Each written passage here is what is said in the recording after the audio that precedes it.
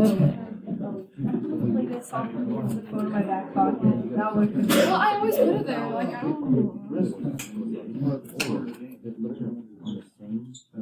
Okay. Little quick reminder before we get started here. What law states that the mass before and after a chemical or physical change should be equal? Correct. Quick reminder. Law, ooh, I'm almost there. Law of conservation of mass states, just like we were saying, the mass of the reactants has to equal the mass of the products.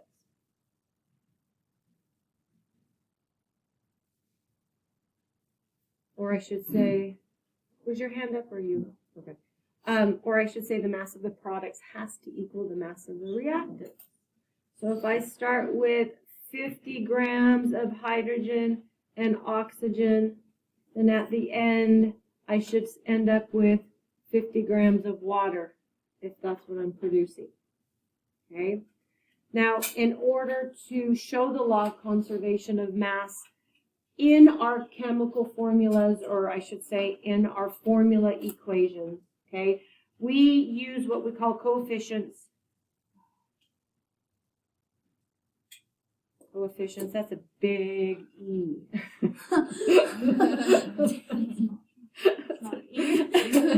That's a gigantic E. Coefficients, okay, which are whole numbers that are found in front of a formula unit or found in front of a formula for a molecule. This coefficient applies to everything behind it.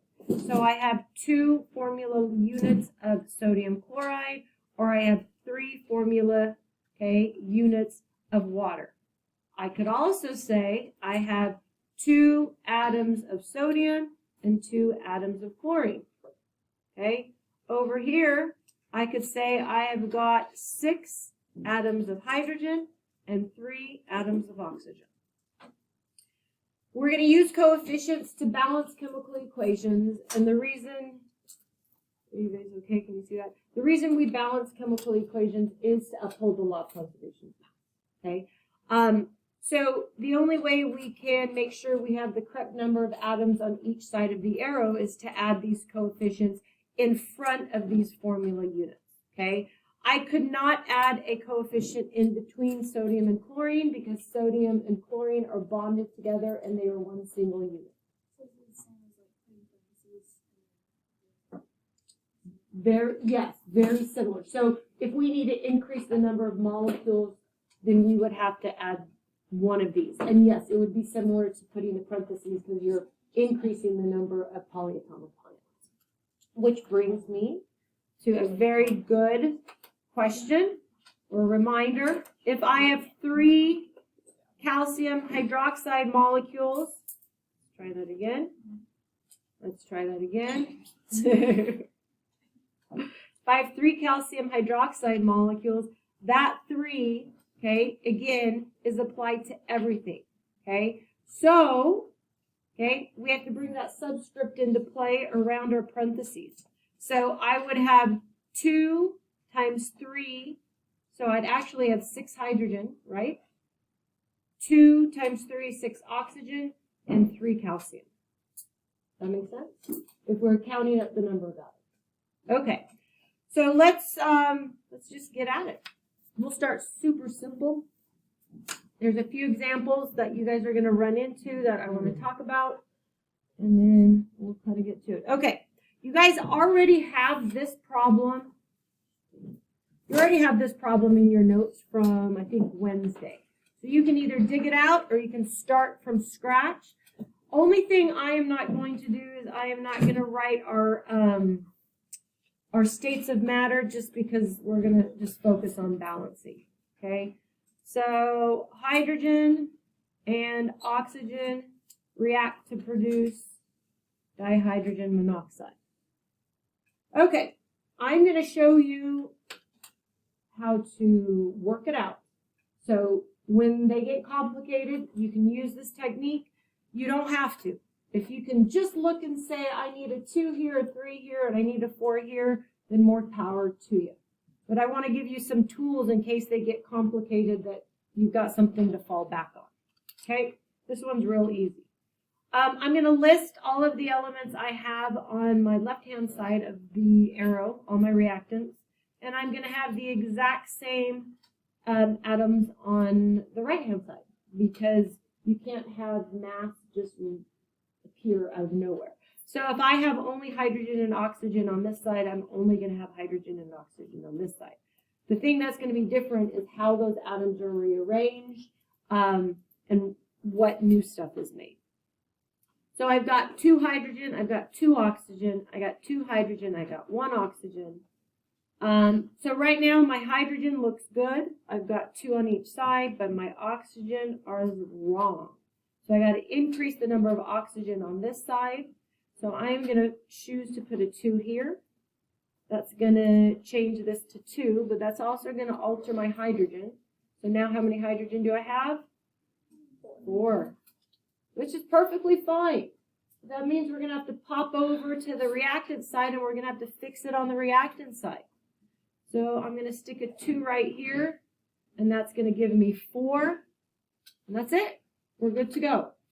So these coefficients are going to help us uphold the law of conservation of mass. Does anybody remember this from middle school or physical science? Okay, let's look at this guy right here. This is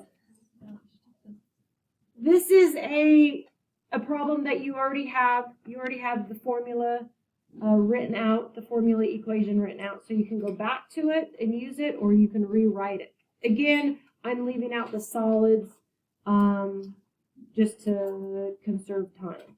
Aluminum reacts with copper 2 chloride to produce solid copper and aqueous aluminum chloride. Now this is where it is super important, hopefully you can see, to have your formulas correct, because if your formulas are not correct, then balancing is going to be an utter nightmare for you, okay? So again, aluminum, copper, chlorine. I like to keep them in order.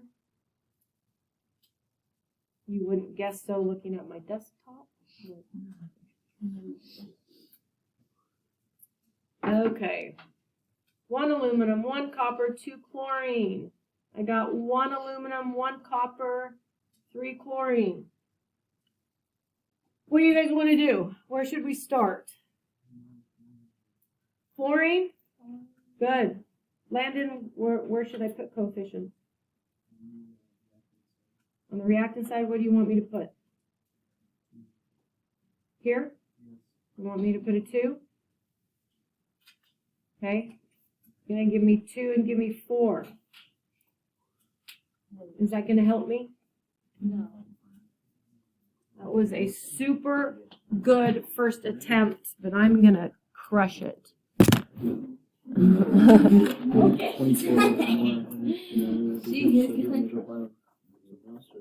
Yes, check to see in the room next to like a lathe. Let's see if there's any there. Okay. I don't want to downplay your effort because I appreciate it. But I heard that. Let's try again. What should we do instead? Yay! Put a 3. Very good. Changes this to a 3, changes this to a 6. David, what do you want to do? Put a 2 on that. Very good.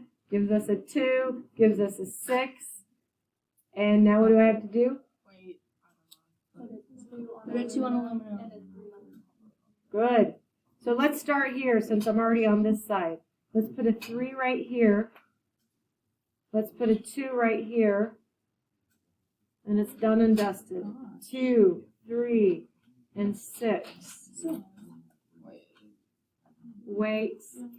Well, I got the first part. The second I will go much slower on the next one. Okay, that's Okay. okay. I've got a few more left. Okay, We do, but I just said that I wasn't going to do it this time, just to focus on the balancing. Okay, but normally, yes, if it's there, you should put it. Okay. Okay, so let's do, there's a few more I want to do. Let's do one that we don't have to write the words out. Let's just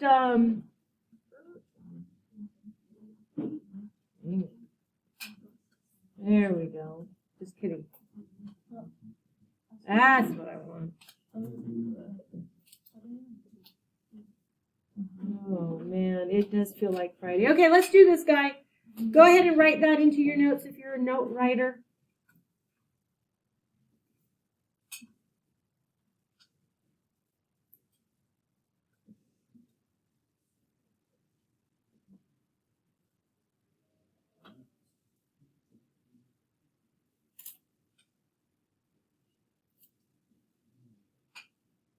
So we're going to list our elements out. I've got nitrogen, I have hydrogen, and I have iodine. And on the other side, I have nitrogen, I have hydrogen, and I have iodine. On my reactant side, I have 1 nitrogen, 3 hydrogen, 2 iodine. On my product side, I have 2 nitrogen, I have 2 hydrogen, and I have 6 iodine. Doesn't matter where we start. Sydney Crees, where would you like to start? What element do you want to tackle first? Nitrogen. Let's tackle nitrogen. So what do you want me to put right here? 2. Okay, let's put a 2 here. So if I put a 2 here, that is going to change my nitrogen to 2. 2 times 3 is going to change my hydrogen to 6. Now where do you want to go, Sydney Crees? I don't know. You choose. Hydrogen. So if I've got 6 here, what am I going to put here? 3.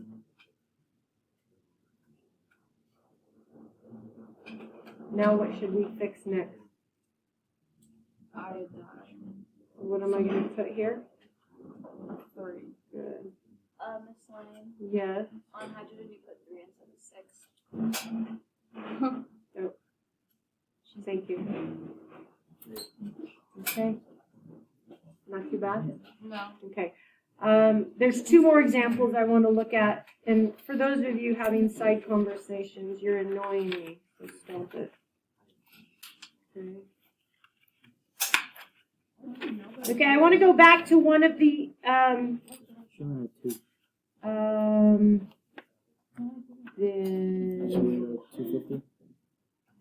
no, those are too big. I'll have to find some more.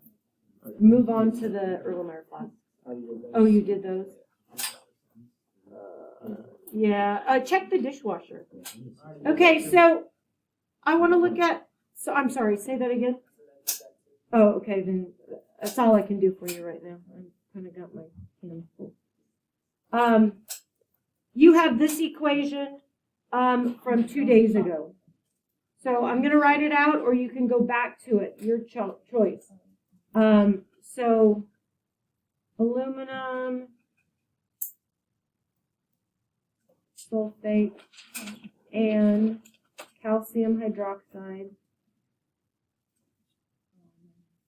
produce aluminum hydroxide and calcium sulfate.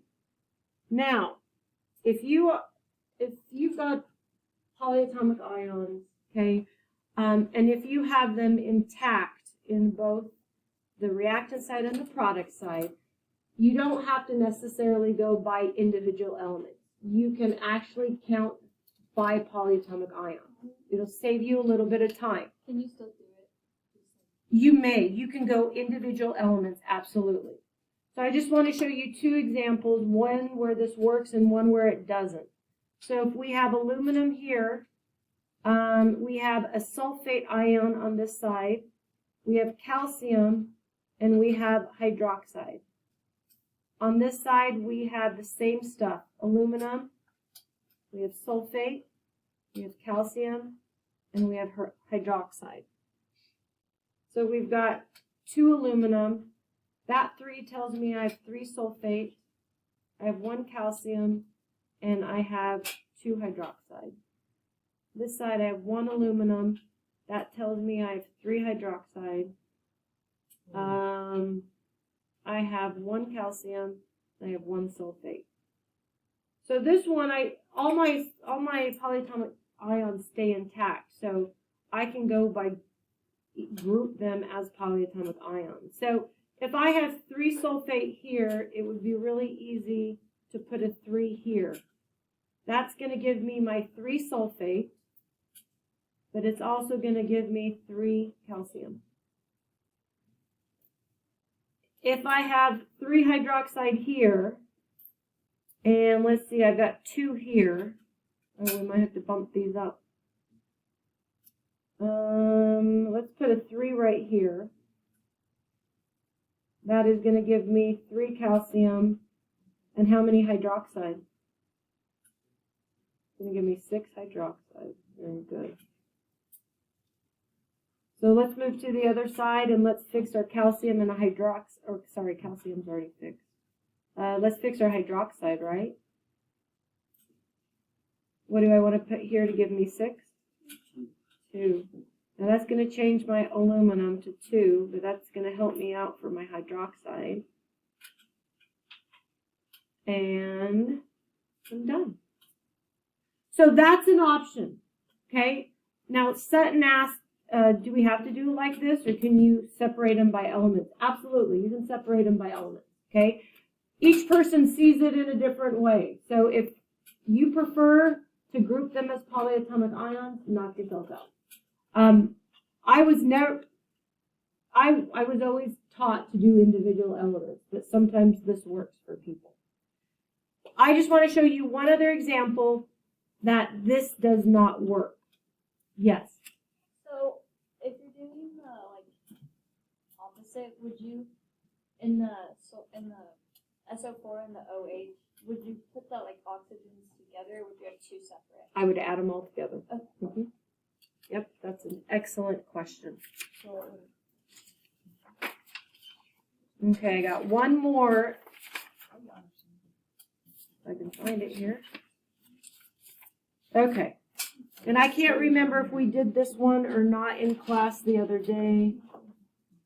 Okay, again, I'm going to not put my states of matter in just so we can look at the balancing. So the decomposition of ammonium dichromate, so NH4 dichromate is Cr2O7. Oh, that's a funky 7. Is that all together? It is. So ammonium dichromate, this guy is +1 and he's -2. So I gotta have polyatomic ion or parentheses with a 2. Wait, do you have to do that for Every single formula. So you have to check it. Uh-huh. Oh my gosh. You have to check it. This is gonna take 4. We did that on Wednesday. But I just put the formulas in.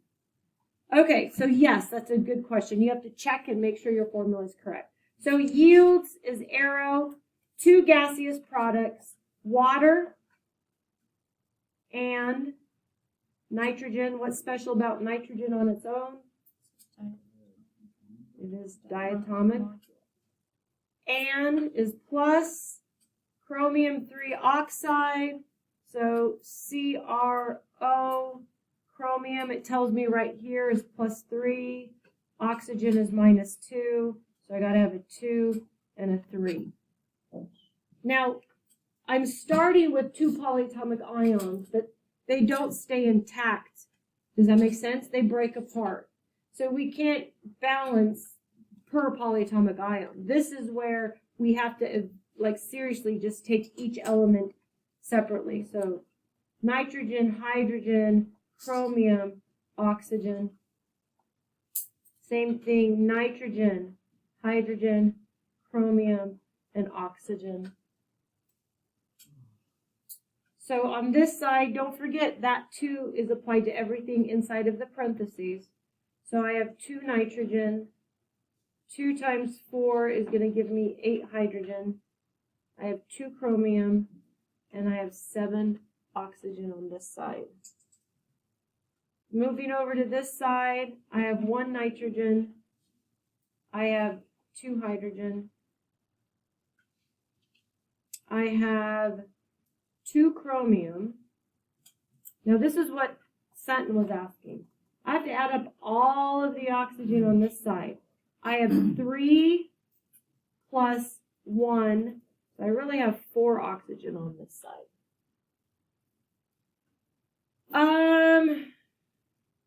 So even though nitrogen has a 2, it's still 1 because it's. Oh shoot, no, that's 2. Okay. That's thanks, Sydney, for telling me that. No, I appreciate that. It's just the end of the day. Thank you. Okay, so maybe tackle our hydrogen. That seems the easiest. If I got 8 on this side, if I put a 4 right here, that's going to give me 8 on this side. Now it changes my oxygen as well. So now I have 4 oxygen plus the 3 here. So now I have 7. Wow. And now I'm done. Okay? Questions? Okay. Pretty easy, right? Fairly easy? Okay. I am going to push on, and I am going to there's 5 types of chemical reactions we're going to talk about. And I'm going to talk about 3. And then I'll give you the rest of the time to do your assignment. Okay? Yes, that's fine. I'll do that. Okay. And I'll just stay right here. I won't put the PowerPoint up.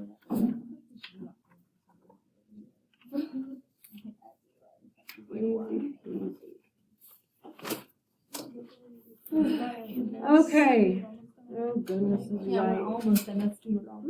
Almost. Okay, so our first types. So there's 5 types of chemical reactions.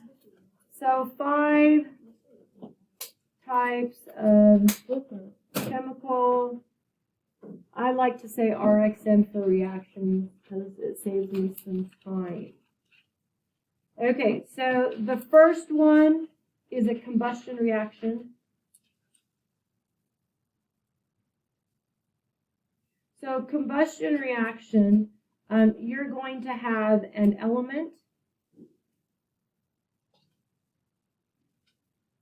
combined with oxygen or burn in the air with oxygen. And this is going to produce a binary compound.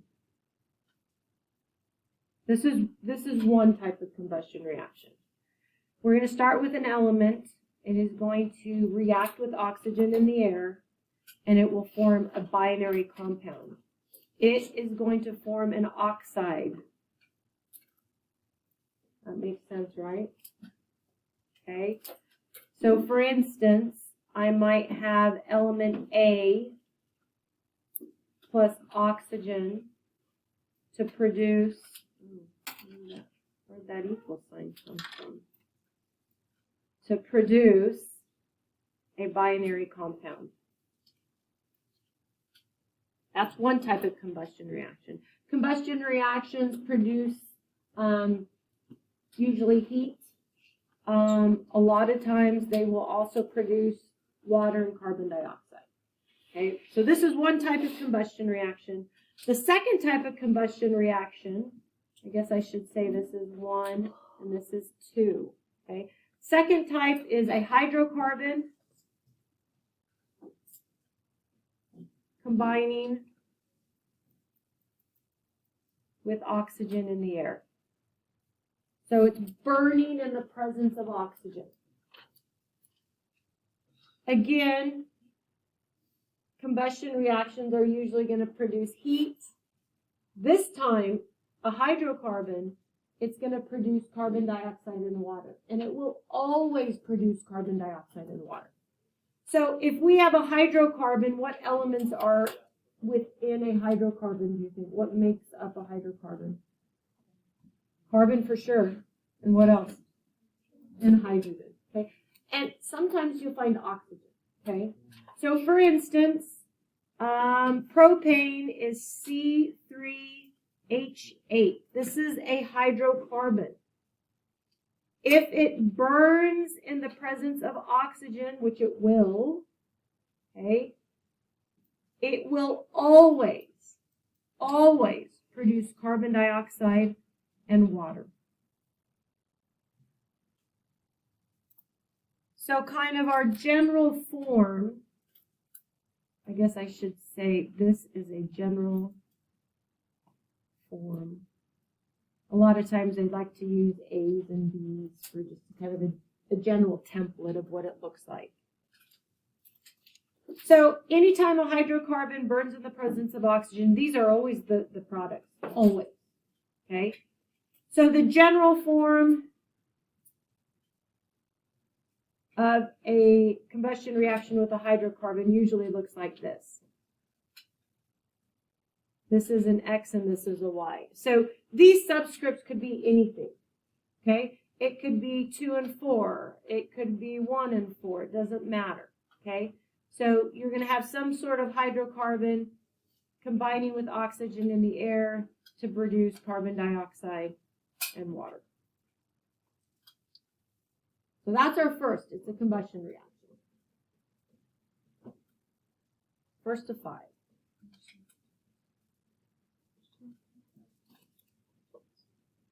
Are we good? Yeah. Okay, cool. So our second one, oh, we're going fast. Our second reaction, this was working for me fine all day long until now. Number 2.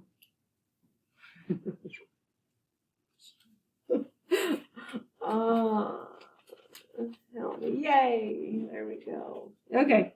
Our second one. We're just doing the easy ones today. Well, they're all easy. Is a synthesis. Synthesis reaction. Oh, dang it. There we go. Also known as a composition reaction. I learned it as synthesis, so I usually call it synthesis, but I think your book calls it a composition. So the general form is going to be A, which could be an element or compound, plus B, which could be an element or compound, and it is going to produce one single big compound. In a synthesis reaction, okay, your reactants, you're going to have more than one reactant. And in the product side, you're going to have one product. Now on Monday, we'll finish this Monday, but Tuesday, we'll talk about predicting products. So we'll add on a lot of this. But right now, you just need to be able to identify it. So if you have more than one thing on the reactant side and one single thing on the product side, it's a composition reaction. So an example of a composition reaction would be sodium plus chlorine produces sodium chloride. And now that we know how to balance, we're going to make sure it's balanced. So this is an example of a synthesis reaction. Pretty easy. Our third reaction, gosh, we're going fast. Our third reaction is a decomposition. Decomposition reaction. And this guy is actually just the opposite of synthesis. So your general form is going to look like this. AB will produce A plus B. So on your reactant side, you're going to have one reactant. And then on your product side, you're going to have several products. I say several because it could be 2, it could be 3, it could be 4. Okay? The easiest way to identify it is if you have one single thing on the left-hand side, okay, it is a decomposition reaction. So a good example of a decomposition reaction is hydrogen peroxide is going to decompose into water and oxygen gas. And I could put a 2 here, and I put a 2 here, and I think that balances. I'm going to tell her I'm short from that stuff. Okay, great, thanks. Am I balanced? 2, 4, 4, 4, very good. Okay, that's it. We won't go any further. While I've got you guys right, well, you know what? Let me give you a break. Take a break. Yes. Go to the restroom, check your messages, chat with your partner, yes. Would the 2 on H2O2 not change the O2 into O4? This one? Yeah. Yeah, so I have 4 oxygen and 4 hydrogen. Oh, and and I then you add the 2 oxygen. 2 and 2, yeah. Figured it out. Got it? Hold on. Did I give you both assignments? Mm-hmm. Brilliant. Don't do the class, actually only classify, like on the one sheet that I gave you, only classify the ones that we did. Because there's 5 reactions, so just pick out the 3 that we did. And everything else just leave blank in that classify column. Good luck. Sorry, I didn't mean to keep you.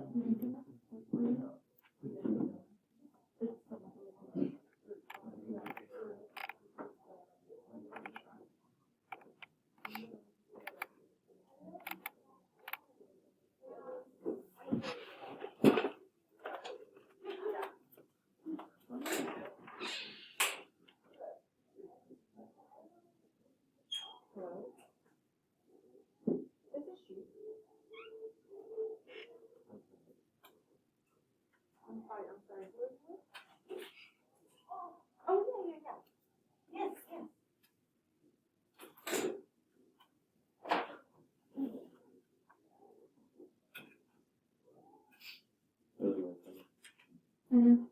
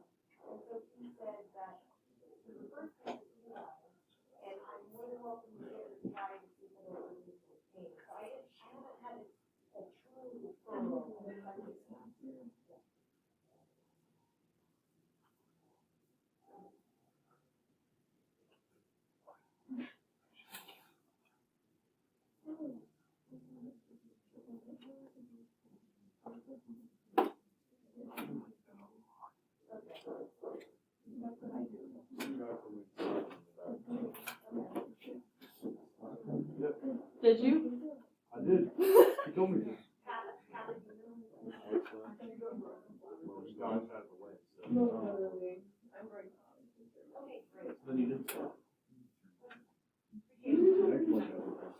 Nope, that'll do it, thank you. You too. That's so lightheaded for me.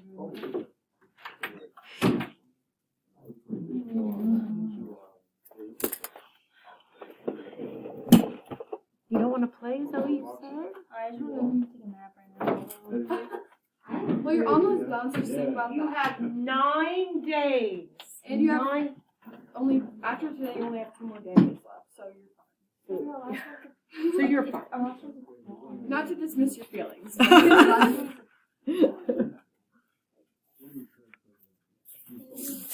You'll miss it once it's over. When you're a senior, you'll be like, oh man, those days were really good. Oh, you will.